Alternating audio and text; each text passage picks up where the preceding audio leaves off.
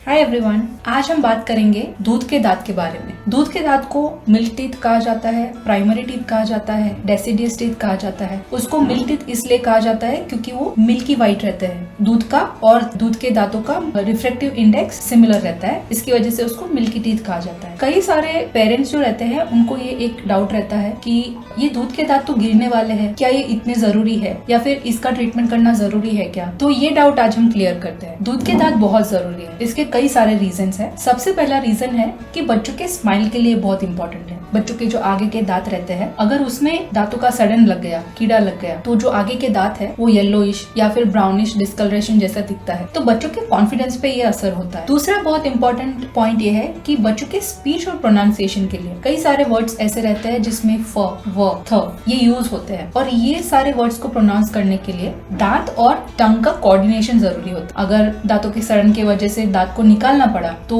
बच्चे ये वर्ड्स ठीक से प्रोनाउंस नहीं कर पाएंगे, तो ये बच्चों के स्पीच और प्रोनाउंसिएशन के लिए भी बहुत जरूरी है। तीसरा और काफी इंपॉर्टेंट पॉइंट है चूइंग के लिए। तो बच्चों के पीछे वाले जो दांत रहते हैं स्पेशली, तो दांत आप खाना जो खाते हैं उसको चबाने के लिए दांतों का स्ट्रॉन्ग होना बहुत जरूरी है। अगर दांतों में कीड़ा लग गया या फिर अगर दांत को निकाल दिए तो बच्चे ये खाना चबा नहीं पाएंगे और उनको सही न्यूट्रिशन जो मिलना चाहिए वो नहीं मिलेगा। और कई बार ऐसा होगा कि बच्चे पेन की वजह से चबाने के लिए डरेंगे। इसके लिए भी दांतों को प्रिजर्व करना बहुत जरूरी है। एक बहुत इंपॉर्टेंट पॉइंट कि प्राइमरी टीथ जो रहते हैं वो नेचुरल स्पेस मेंटेनर्स है, मतलब कि बच्चों के जो प्राइमरी टीथ है अगर उनको निकाल दिया जाए तो जो नीचे से परमानेंट टीथ जो आने वाले रहते हैं वो इनअप्रोप्रिएट स्पेस में आएंगे, और हो सकता है कि बच्चों को इन फ्यूचर क्राउडिंग हो सकता है, और क्राउडिंग की वजह से खाना फिर से फंसना और फिर से दांतों का सड़न होना, ये सब प्रॉब्लम्स आ सकते हैं।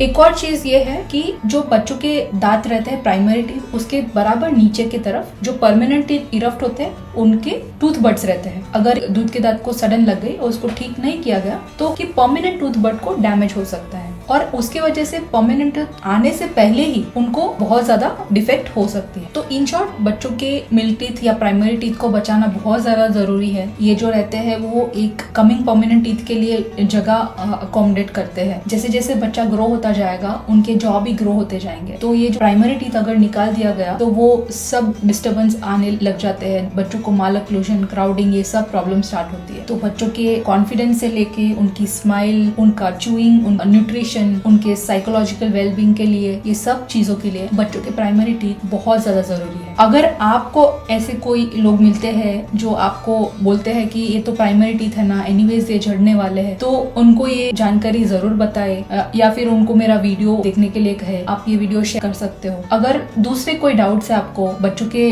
टीथ के बारे में या फिर इन जनरल दांतों के बारे में, तो आप नीचे कमेंट सेक्शन में मुझे बता सकते हो। मेरी डिटेल्स डिस्क्रिप्शन बॉक्स में दी गई है, you can reach out to me any time. ऐसी और जानकारी के लिए ये वीडियो को लाइक करें, शेयर करें और मेरे चैनल को सब्सक्राइब करें। Thank you.